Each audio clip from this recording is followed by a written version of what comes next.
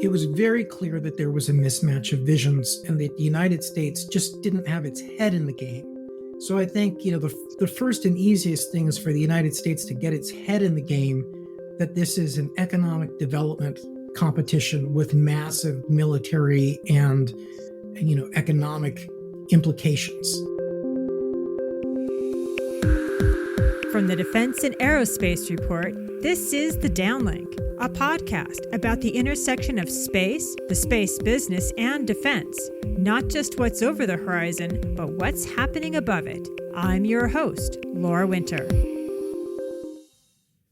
Hey there, podcasters. We've got a meaty national defense strategy discussion teed up for you.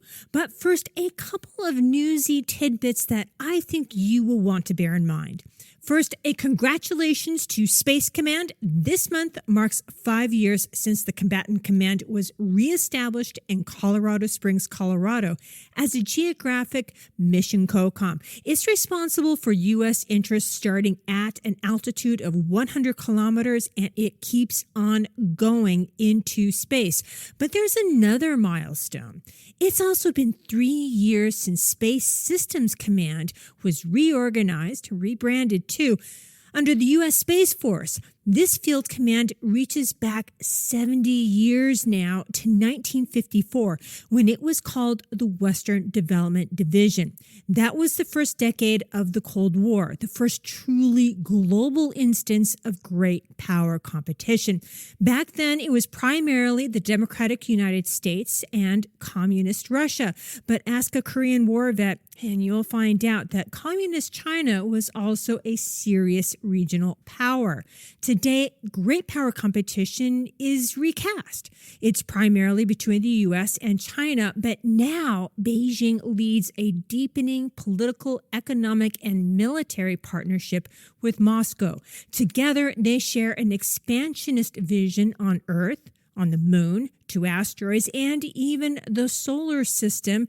This is according to Chinese officials and policy documents.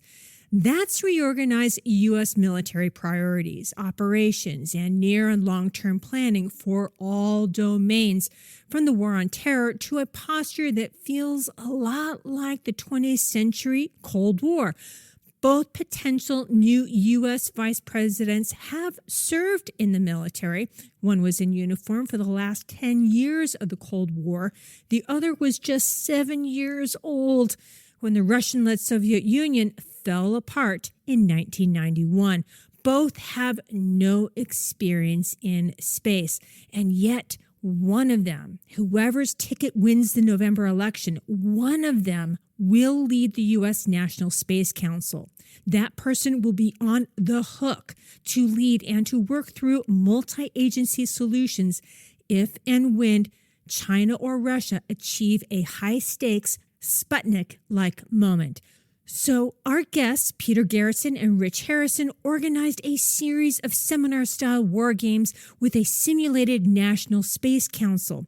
And full disclosure, I participated in 2 of the 3 sessions, playing the roles of White House spokesperson and press agitator. This episode is about the war games and the findings, now available in a report titled Behind the Eight Ball, and hopefully it will inform the incoming administration, especially the new vice president. Now here's our conversation. Hello, Peter, Rich. It's great to have you both on the Downlink podcast. Hi, Laura. Hey, Laura. Thanks for having us. It's a pleasure to be here. Long-time listener, first-time interviewee. Now, let's give the audience a chance to know the both of you. So take a brief moment to introduce yourself. Give us the basics. And Peter, why don't you go first? Sure, Laura. I'm a senior fellow in defense studies at the American Foreign Policy Council, where I work with Rich. Rich and I have authored a book together and worked on several projects under our space policy initiative. And I am also the co-author of Scramble for the Skies, the great power competition to control the resources of outer space, with Dr. Namrata Goswami. And Rich, what about you? All right. My name is Richard Harrison. I'm the Vice President of Operations at the American Foreign Policy Council located in Washington, D.C. I run our Defense Technology Program and co-direct the Space Policy Initiative with Peter. It's my background's actually in aerospace engineering, though I didn't do anything with space for about 15 or 20 years after interning at NASA and Kennedy Space Center. So come full circle now doing space policy. And Rich, what's the title of that book that Peter alluded to earlier? It's The Next Space Race, a blueprint for American primacy. And where can you find it? On Amazon.com, actually. There you go. Now, there's been a number of developments in space and national security over the past month, but I wonder really which ones are the most strategic, which one of them, is the most consequential that we need to pay attention to. So, Peter, which one is foremost in your mind? And Rich, get ready. I'm coming to you next. Okay. Well, Laura, when I think of strategic, I actually think of the initial deployment of the first 18 of China's Starlink equivalent, which will change the global game of internet and competition for voice and control of information, as well as create just a number of fascinating strategic problems, I think, for the United States over time. And Rich, what about for you? So, of course, Peter stole mine. So there's a new study that provides insight on how beer yeast might be fermented in outer space. So if you're a beer drinker, they've actually shown that in microgravity, the yeast works really well. So that's good news for us who are pushing, colonization of space. So that's one thing. But in all seriousness, I think having 2 astronauts stuck at the International Space Station in low Earth orbit is pretty pathetic. I mean, we went to the moon back in 1969, and we have 2 people stuck in low Earth orbit. Like that should never happen. That speaks to the bigger priorities that we need to be looking at and getting reliable space vehicles to be able to ferry people back and forth from ISS and to push out further on in space.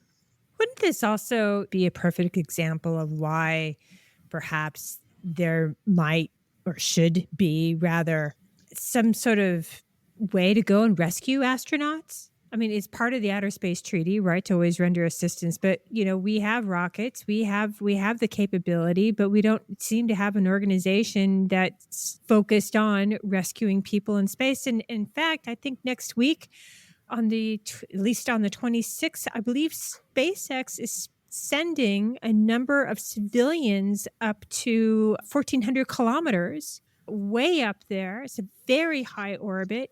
And what happens if something goes wrong there? I mean, it sort of begs the question, hey, where is that organization that would go out and go rescue people?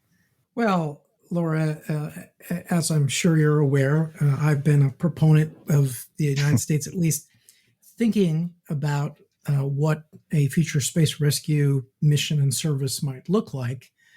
On the one hand, I think there is a need to temper, the fiscal responsibility of the taxpayer, to the adventurer, as well as to think that over the long term, if you want to have a bustling space economy, you're going to need the same type of Coast Guard rescue service. So it's worth thinking about now. And, while we did not cover a space rescue, or tourist mishap in this particular report is a series of 3 reports that are forthcoming. And in 2 of those, we looked specifically at space rescue scenarios.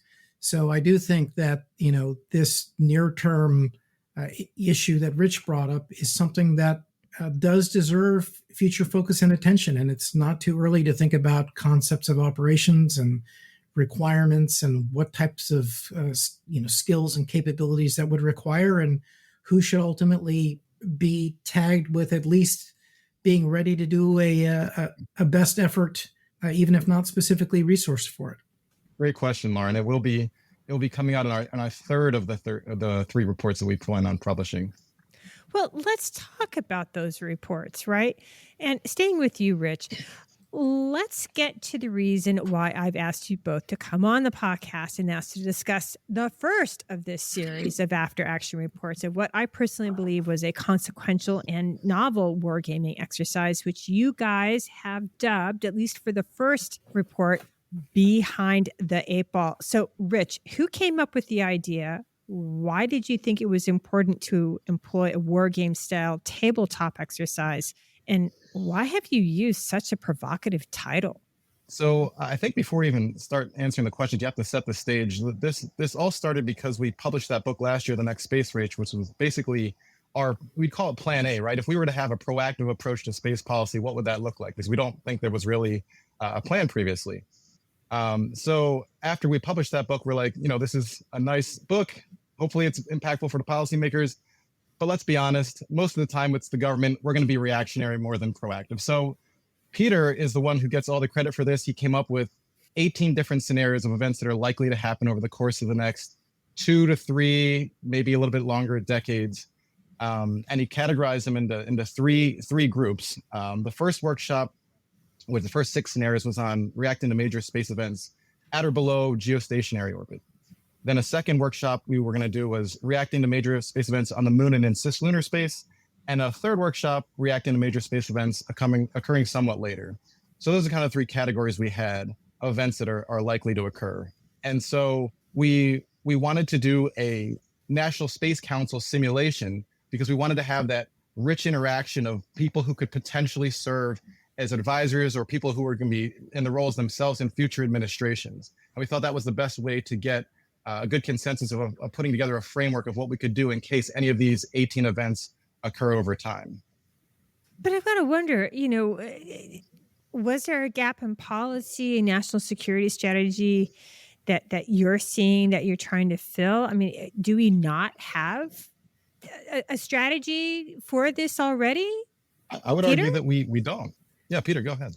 So, I do think there's a gap. I think, first of all, we have a hangover from the first Cold War where we look at space through the lens of the first space race to the moon, where it was sort of about, glory and plumage, and, it had sort of the same impact as the Olympics, for example, right? It's about national prestige and prominence.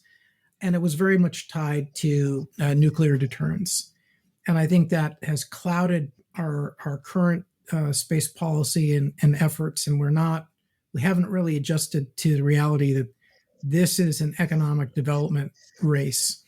And, I think both Rich and I are of the opinion that the U.S. policy is not in any way adequately focused on that.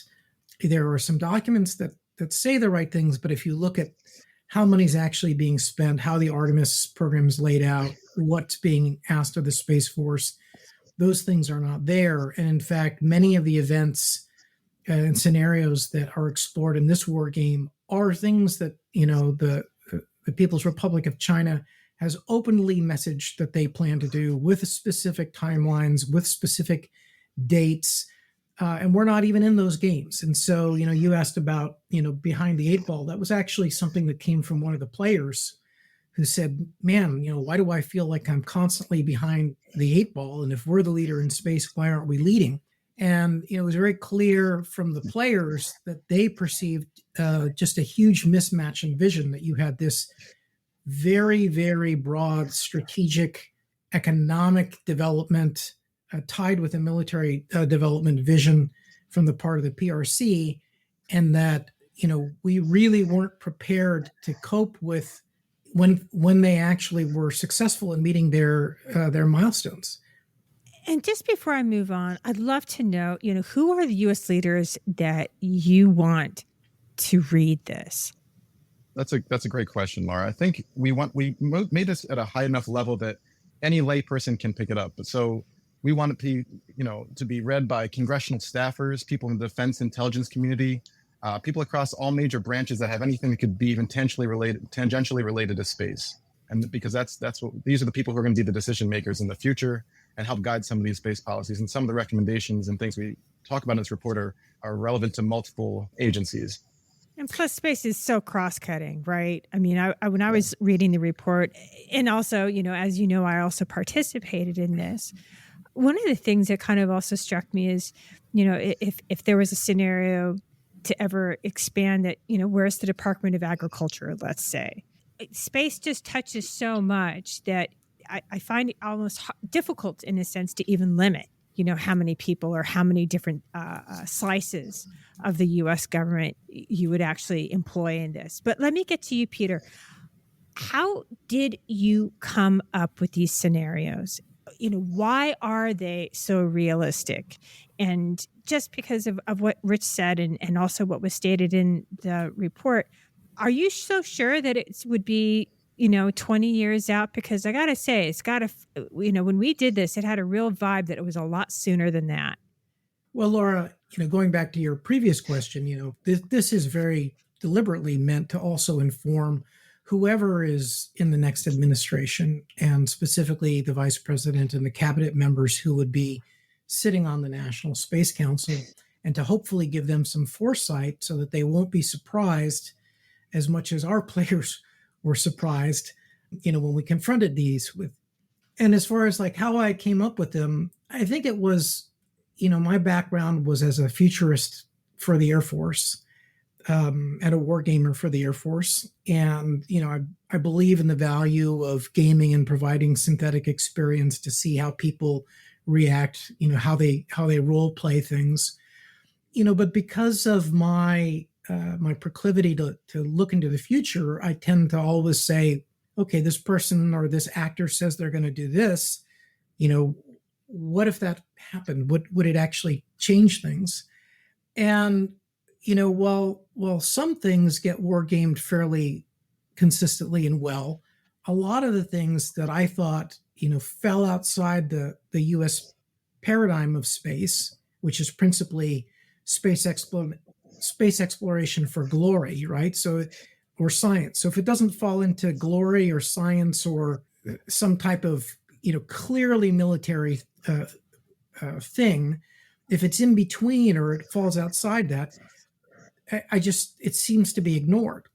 And so I'd had conversations over a number of years where I was just like, well, what about this? And didn't seem as if enough people had really thought about it. But the timelines were such that, if the actors acted on the timelines that they said, it would be within the next, well, for instance, if the next administration, well, one term or two term, some of these scenarios could easily occur, within the next term. Almost all of the scenarios are possible within the next two terms. Some of the later ones may not realistically happen until a little bit later, but they were things that, for example, there are industrial applications of things on the moon that have national security implications that wouldn't necessarily be something that NASA, for instance, as a civil organization might be thinking through, or DoD might not be watching because they think, oh, that's, I put that in the space exploration category, so that's not my job. And so it was just really a desire to open up the aperture and have people think about what we thought would be impactful, and I should say very deliberately Sputnik-like events, right? So when Sputnik happened, the Eisenhower administration did not think that it was as big a deal as the American public thought it was, and tried to downplay it. But in point of fact, the public thought this was a really big symbolic deal, and it ended up, completely revectoring so much of the national gross domestic product and new initiatives and budget.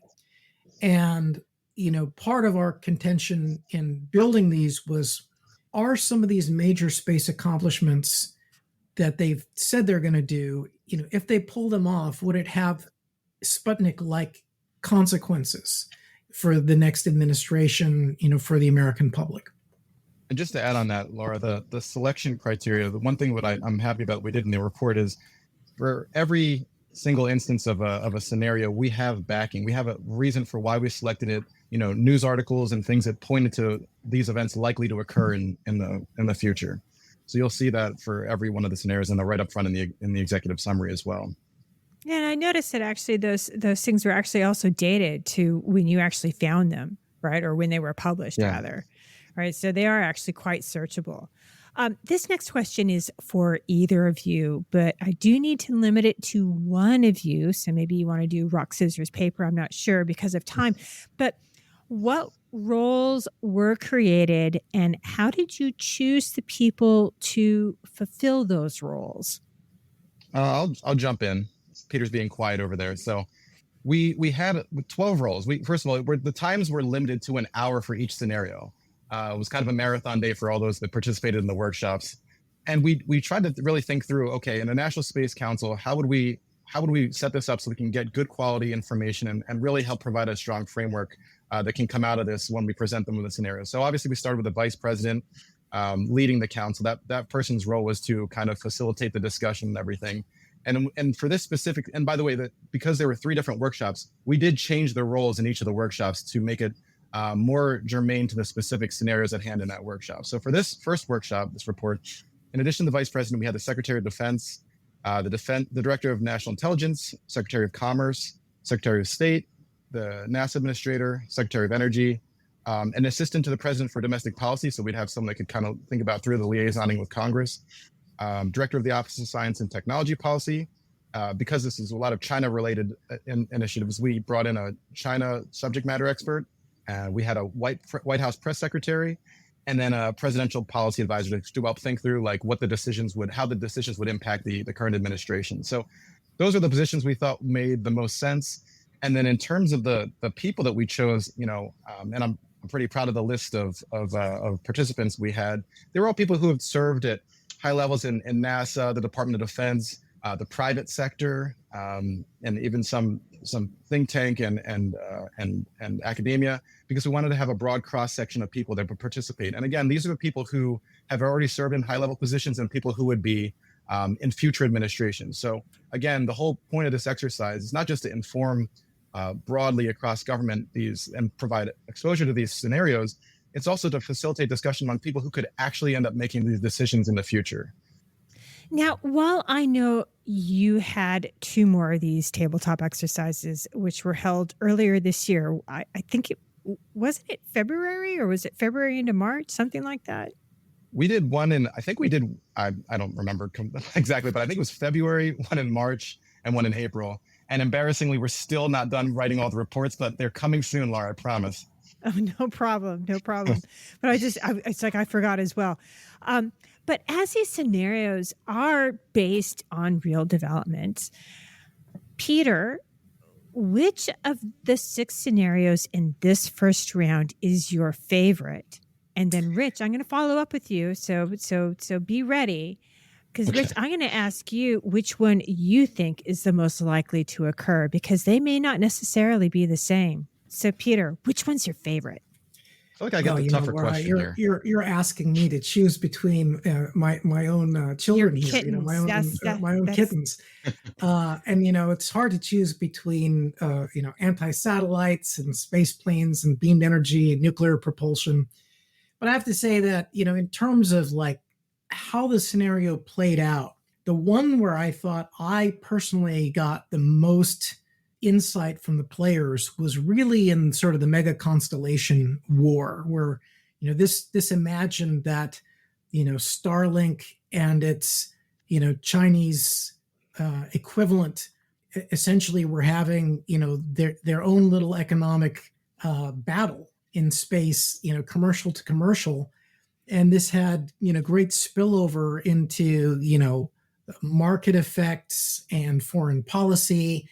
And the insights of getting our the Secretary of Commerce, the Secretary of State, I think I came away thinking to myself, wow, that was an even more meaty scenario than I anticipated writing it. And so, Rich, which one do you think is the most likely?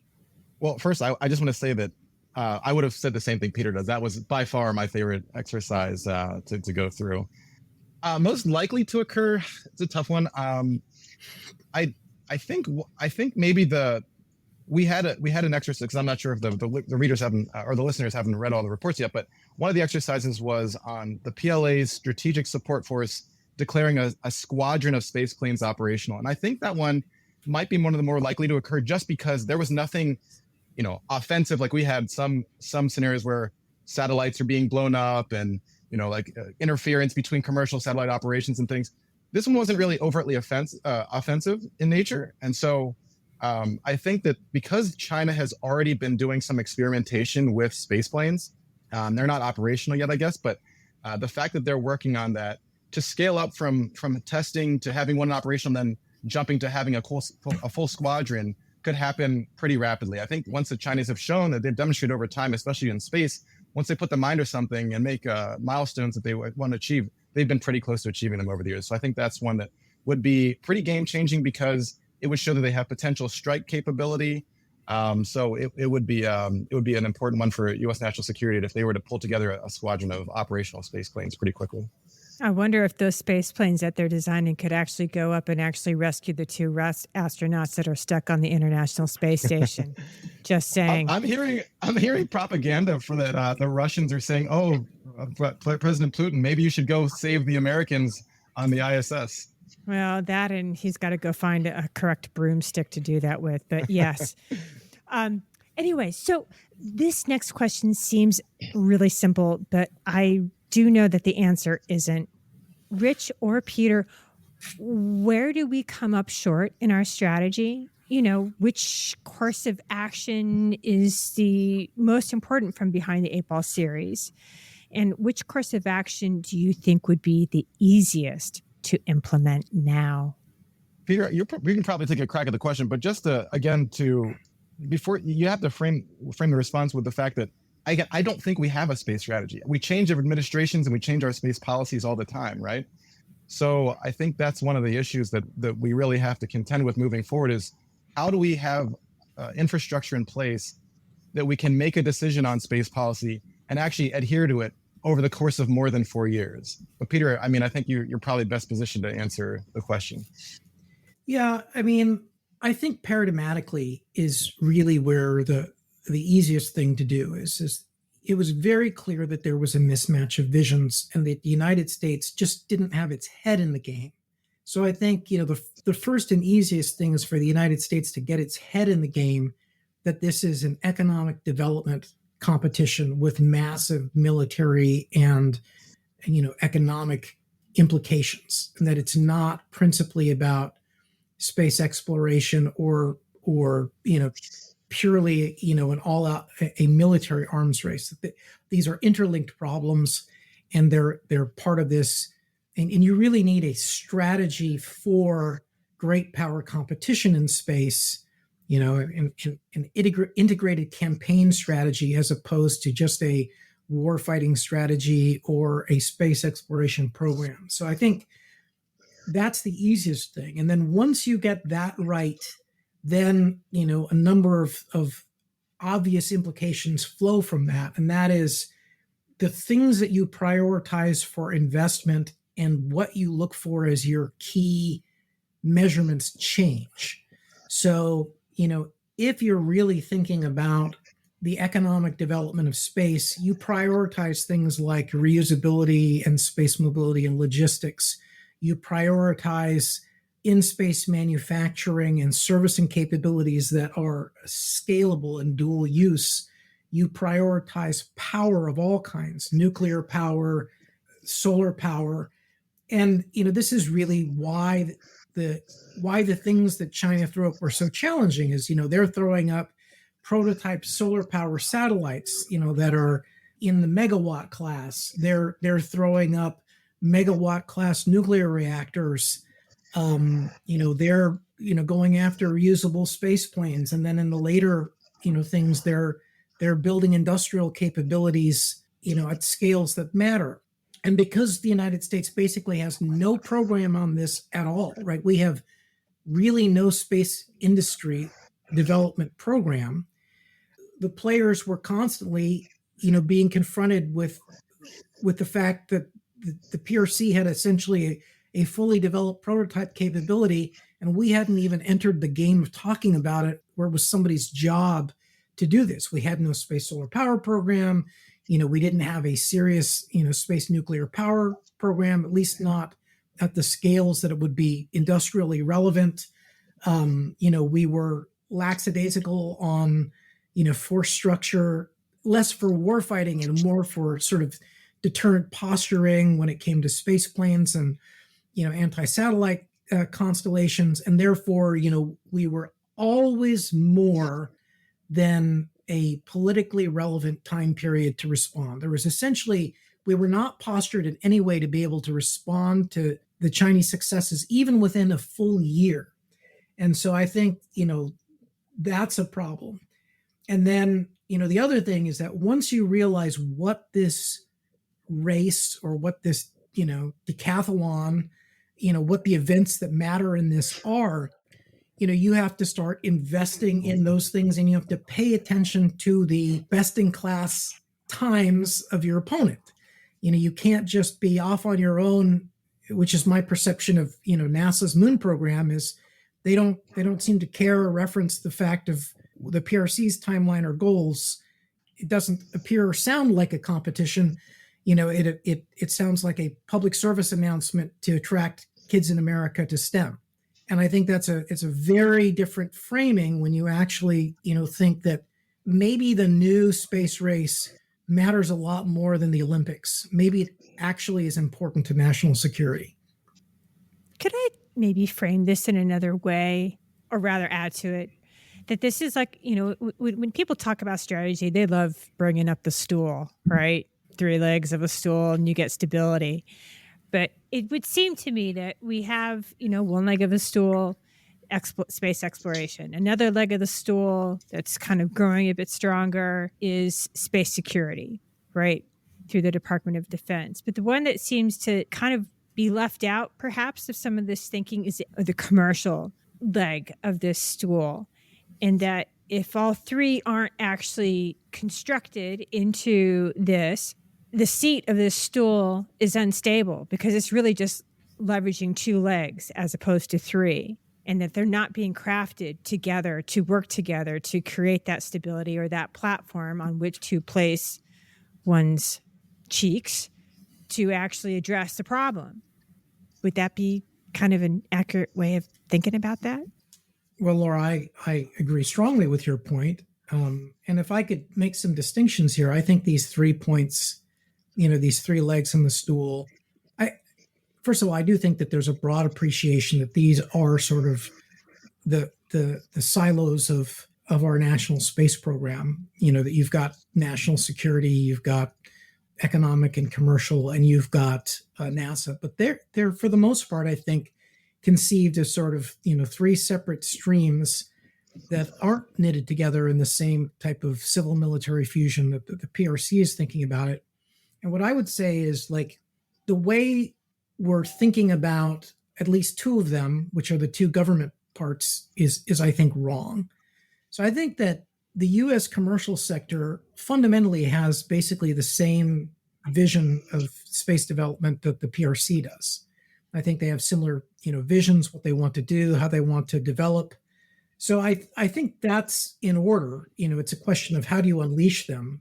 But I think that it's important to draw a distinction between exploration for the purpose of sort of the pure joy of learning and discovery versus exploration that enables economic development and the furtherance of your commercial sector in investing in pre-commercial technologies so that they can catch up and exploring in the way that Lewis and Clark explored, for the development of the broader United States.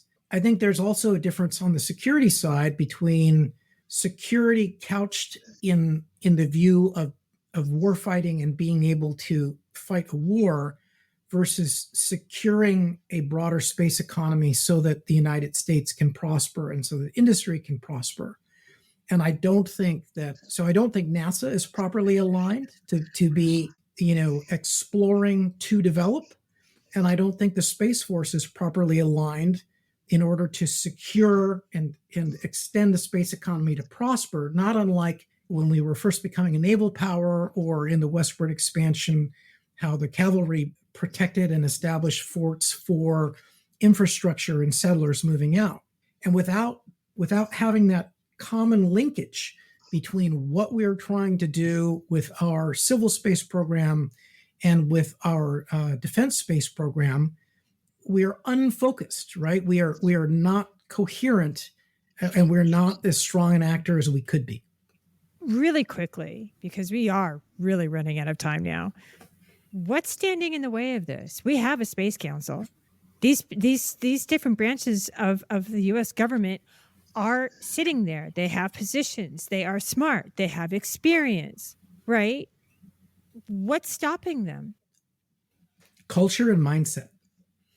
You have decades of culture built up within both NASA and the military that are feeding upwards a particular culture that's basically status quo in both cases, that is not forward looking to a space economy, and that contributes to mindset. And so without the only place that U.S. space policy comes together and can be driven is at the level of the White House and the Vice President and National Space Council. And it is an interesting lesson, of my own research on the creation of the Space Force, that itself is not the natural course of things. The Space Council wants to fly apart whenever there's not a strong hand. And then the last administration, it was only because we had a vice president that was willing, to really lay down the law and say, national security space will be within the purview of the National Space Council. And the good fortune that the folks in the NSC and National Space Council got along personally so well that progress was made to the level that it was.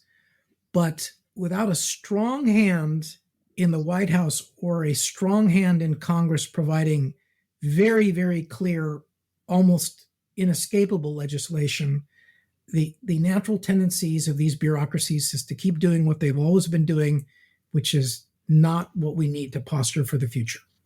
And Laura, just to add on to that, sometimes you just need an orienting threat to help catalyze things, right? I mean, we didn't do anything for decades. It was just stagnation.